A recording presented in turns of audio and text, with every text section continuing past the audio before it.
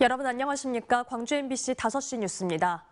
4.10 총선 공식 선거운동이 오늘 자정부터 시작되면서 각 정당 후보들은 일찍부터 거리로 나가 표심을 공략했습니다. 민주당은 5.18 민주광장에서 합동 출정식을 열고 정권 심판론을 내세워 압도적 지지를 호소했고, 국민의힘도 5.18 민주광장에서 새벽 청소를 하며 광주 경제를 살리기 위해 집권 여당에 힘을 실어달라고 강조했습니다. 민주당과 국민의힘의 비례위성정당인 더불어민주연합과 국민의미래 후보들도 광주에서 힘을 보탰습니다. 녹색정의당과 개혁신당, 진보당 등도 유동인구가 많은 사거리에서 출정식을 가졌고, 새로운 미래는 국립 5.18 민주묘지를 참배하며 차분한 선거운동을 시작했습니다. 제22대 총선에 나선 광주 지역 후보자들에게 광주 장애인 단체들이 장애인 복지 증진을 위한 정책 질의서를 전달했습니다.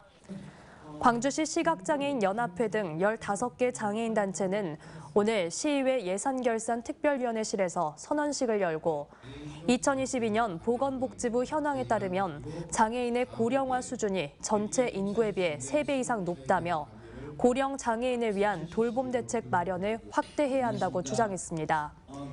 이외에도 이들은 장애인 여성지원법, 자립생활지원법 시행령, 장애인 최저임금 국가 책임제, 장애인 자동차 재산 기준 완화 등 5대 핵심 정책을 제시하며 장애인 정책 변화를 촉구했습니다. 총선을 앞두고 광주 MBC가 다음 달 2일부터 4일까지 사흘 연속 후보자 토론회를 생방송합니다. 공직선거법에 따라 진행되는 이번 후보자 토론회는 다음 달인 4월 2일 나주 화순 선거구를 시작으로 3일은 광주 광산갑, 4일은 광산을이 생방송될 예정입니다. 시청하지 못한 유권자는 광주 MBC나 중앙선거방송토론위원회 홈페이지와 유튜브를 통해 다시 볼 수 있습니다. 광주 중앙공원 일지구 아파트의 선분양 전환에 따라 해당 사업자가 광주시에 부담할 공공기여금이 1,371억 원으로 잠정 합의됐습니다. 광주시와 빛고울 중앙공원 개발 측은 후분양에서 선분양으로 전환할 시 예상되는 사업자의 이익 환수 규모를 협의해 잠정안을 마련한 것으로 알려졌습니다. 이에 광주시 도시계획위원회는 오늘 총 사업비와 분양가, 공공기여 등 협상 결과가 반영된 사업계획 변경안을 최종 심의하고 있습니다. 장성군 선거관리위원회가 지난해 12월 일본 여행에 동행했던 의회 사무국 직원의 경비 200여만 원을 대신 내준 혐의로 장성군 의원 1명을 검찰에 고발했습니다. 또 군 선관위는 당시 여행에 동행한 김한종 장성군수 역시 의회처럼 군청 직원의 여행 경비를 대납했는지 확인하기 위해 검찰에 김 군수에 대한 수사를 의뢰했습니다.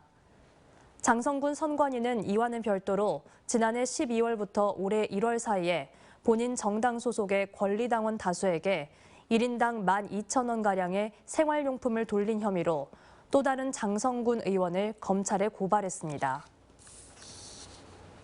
제25대 광주 상공회의소 회장에 한상원 다스코 회장이 취임했습니다.